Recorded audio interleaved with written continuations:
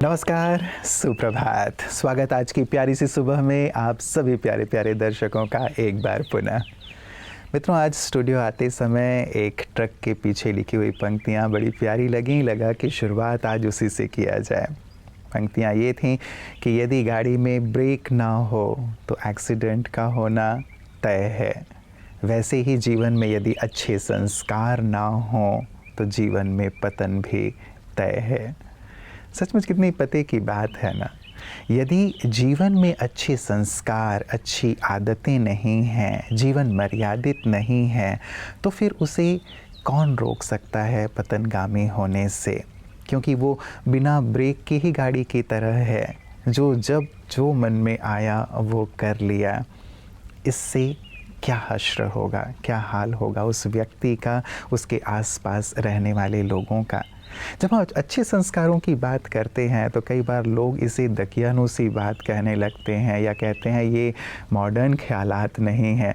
लेकिन यदि आप अच्छे संस्कार, अच्छे विचार, अच्छी आदतों की बात करते हैं तो आप बात करते हैं समाज और संसार के बेहतर होने की। क्योंकि एक एक व्यक्ति के अच्छे संस्कार, उसकी मधुरता, उसकी शालीनता, उसकी व्यवहार कुशलता, उसकी देने की भावना, उसके सहयोग की भावना, ये है अच्छे संस्कार जो समाज और संसार को बेहतरी की ओर लिए चलता है।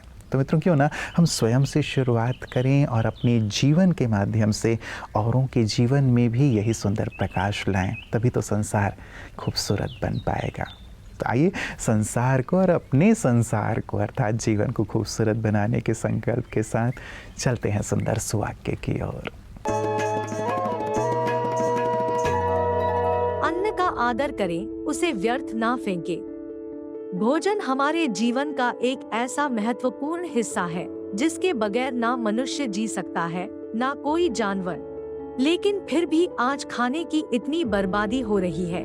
केवल भारत में ही 92,000 करोड़ रुपए का भोजन हर साल बर्बाद होता है। उन लोगों का क्या जो हर रोज अपने लिए 2 वक्त की रोटी के लिए भी कितना भटकते हैं। हम खाने की बचत के बारे में सोचते तक नहीं। अगर खाना बच भी जाता है तो उसे सफल करने का भी सोचे, बर्बाद ना होने दे। इसलिए खाना खाए मन भर, लेकिन ना छोड़े कण भर। उतना ही लीजिए थाली में जो व्यर्थ ना जाए नाली में। मित्रों, कई बार इस बारे में मैं आपसे चर्चा कर चुका हूँ कि आजकल इस बात पर बहुत गहराई से शोध हो रहा है कि व्यक्ति के जो विचार हैं, व्यक्ति के जो संस्कार हैं, जो उसका स्वभाव है, जो उसकी भावनाएं हैं, यही वास्तव में उसकी शारीरिक बीमारियों के कारण बन रहे हैं। यदि उसके विचारों, भावनाओं में नकारात्मकता है, औरों के लिए ईर्ष्या का, घृणा का भाव है, वो बहुत ज़्यादा निराशावादी विचारों से ही घिरा रहता है, तो तन में भी उसी प्रकार के बदलाव या बीमारियां दिखाई देते हैं। और जो व्यक्ति बहुत अंदर से प्रसन्न है, हल्का है, औरों के लिए दया और करुणा की भावना से भरा हुआ है, वो व्यक्ति स्वस्थ पाया गया है। ये शोध कहते हैं। आप इसे नेट पर भी जाकर सर्च कर सकते हैं।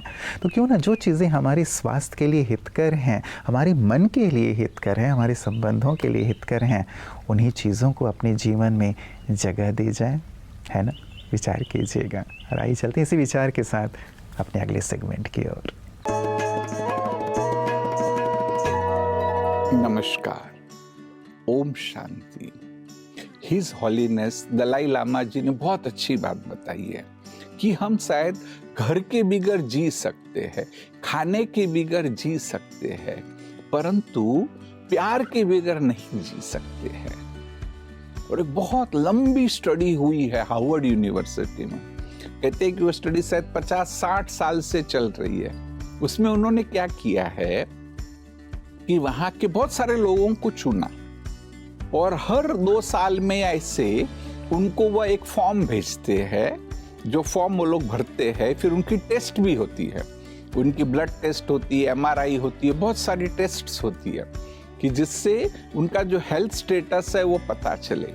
आपको जान के आश्चर्य होगा कि उस रिसर्च का निचोड़ ये है कि जो लोगों के सोशल कनेक्शन अच्छे हैं, जो एक दूसरों के साथ जुड़े हुए हैं, जो क्या कहेंगे कि दूसरों से अपनी फीलिंग को कम्युनिकेट करते हैं, आदान प्रदान करते हैं, अपनी बात को दूसरों को बताते हैं, दूसरे से सपोर्ट लेते हैं, कुछ सोशल भी कार्य कर रहे हैं, ऐसे लोग हैं उनका स्वास्थ्य बहुत अच्छा है। और जो लोग अकेले अकेले रहते, दूसरों से नहीं जुड़ते हैं, अपनी ही दुनिया में है, उनका क्या कहेंगे कि एक सोशल कनेक्शन है जो नहीं है। उनको न केवल मानसिक परंतु बहुत सारी शारीरिक बीमारियां भी ज्यादा है। बहुत सारी बीमारियां जैसे कि सर दर्द, high blood pressure, diabetes, arthritis, back pain, migraine, ऐसी बहुत सारी बीमारियां जिनके सोशल कनेक्शन नहीं है उनमें ज्यादा है। यहाँ तक उन्होंने पाया जिनके अच्छे सोशल कनेक्शन है उनका ब्रेन का फंक्शन भी बहुत ही अच्छा है। तो एक्सरसाइज, डाइट और चीजें भी जरूरी है। तो एक बहुत ही महत्वपूर्ण बात है कि लोगों से जुड़े रहो। भले हो सकता है कुछ लोग आपको पसंद नहीं करते, तो आप ट्राई करेंगे तो कुछ तो मित्र आपको मिल ही जाएंगे और उससे हमें जुड़े रहना चाहिए। नमस्कार। माना कि कठिनाइयाँ आने पर मनुष्य अकेला हो जाता है, लेकिन ये भी सत्य है कि अकेला मनुष्य ही यदि सकारात्मक है तो वो बहुत मजबूत हो जाता है और जंग जीत कर बहुतों के लिए प्रेरणा का स्रोत बन जाता है। और ऐसे ही विशिष्ट जनों से हम प्रतिदिन मिलते भी हैं जिन्होंने अपने जीवन में कठिनाइयों को, संघर्ष के दौर को अवसर के रूप में परिवर्तित किया, अपने आप को मजबूत बनाने में परिवर्तित कर दिया। दो ही चीज़ें होती हैं मित्रों, या तो परिस्थितियां आपको तोड़ देती हैं या फिर आपको निखार देती हैं, औरों के लिए आदर्श बना देती हैं। अब हमें ये तय करना है कि बातें, परिस्थितियां, जीवन के उतार चढ़ाव हमें तोड़कर छिन्न भिन्न कर दें या फिर हम उन्हें तोड़कर छिन्न भिन्न करते हुए अपने आप को मजबूती से स्थापित कर लें, औरों के लिए आदर्श बना लें, जैसा कि हमारे विशिष्ट जन करते हैं। आइए देखें विशिष्ट की बातें विशेष में आज अपने ऐसे ही विशेष अनुभव के साथ हमारे साथ कौन है।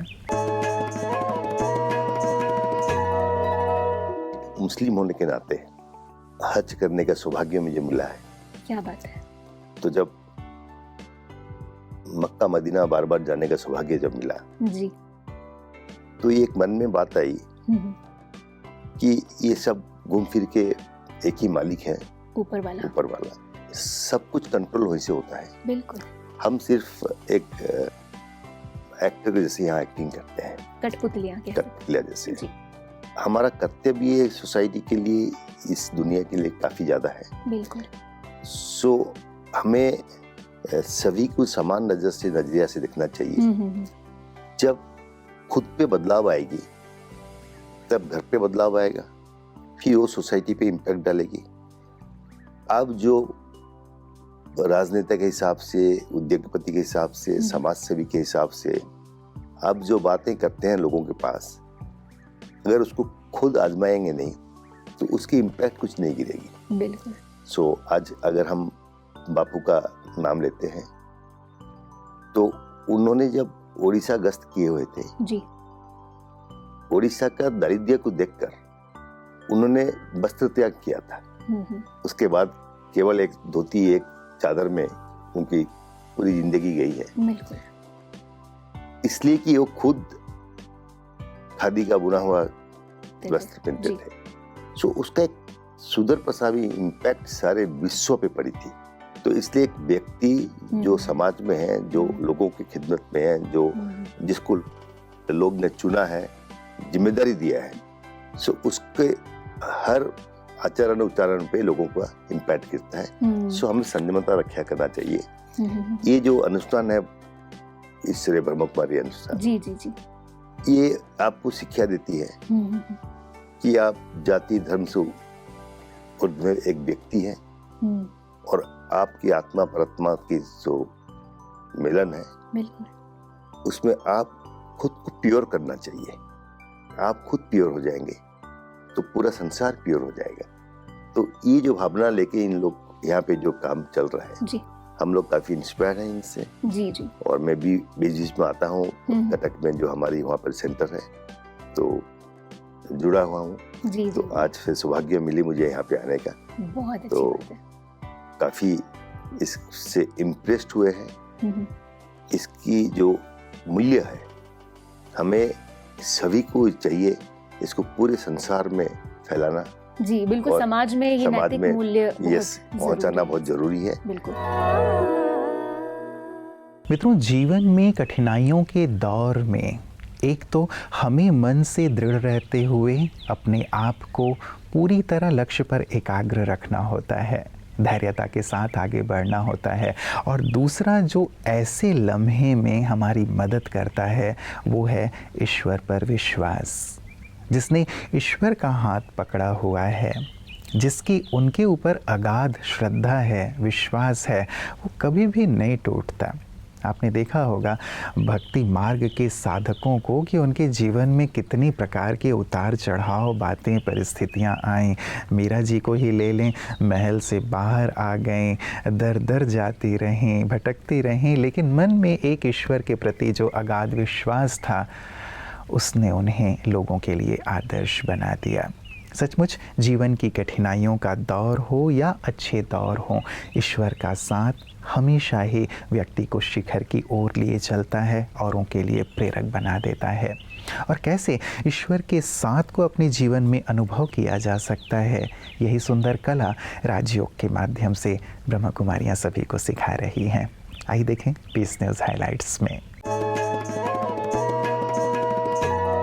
ब्रह्मा कुमारीज मुख्यालय के सामुदायिक रेडियो मधुबन 107.8 FM की तरफ से राजस्थान नागपुरा पिंडवाड़ा ब्लॉक पर राजकीय उच्च माध्यमिक विद्यालय में प्रोजेक्टर के माध्यम से कक्षा 7वीं से कक्षा 10वीं तक के लगभग 480 बच्चों को जीवन में नैतिकता और व्यवहारिक ज्ञान की कितनी आवश्यकता है, इस विषय पर community reporter RJ Brahma Kumar पवित्र भाई ने प्रकाश डाला। आध्यात्मिकता द्वारा ही नैतिकता और बौद्धिक विकास संभव विषय पर कार्यशाला रखी गई।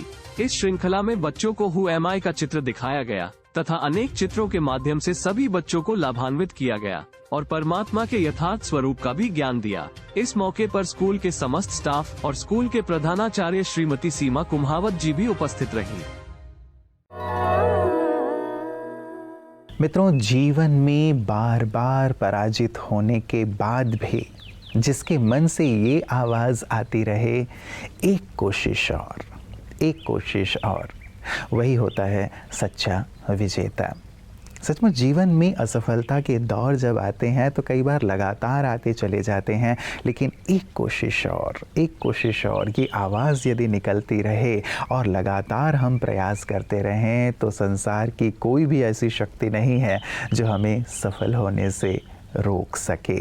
बस अपने अंदर के विश्वास को बनाए रखना है और जैसे हम पहले भी बात कर आए, ईश्वर पर विश्वास बनाए रखना है कि जो सही पथ पर है, सार्थक प्रयास कर रहा है, वो व्यक्ति अकेला नहीं है, बल्कि वो सर्वशक्तिवान भी उसके साथ हैं, उसकी शक्तियाँ, उसकी मदद भी उसके साथ हैं और उसे जीतने से, सफल होने से कोई नहीं रोक सकता। तो इसे भी अपने जीवन का एक मंत्र बना लें, एक कोशिश और, तो निश्चित रूप से आप जीवन में सफल होंगे, शिखर पर पहुंचेंगे और यही हमारी आपके लिए मंगल कामना है।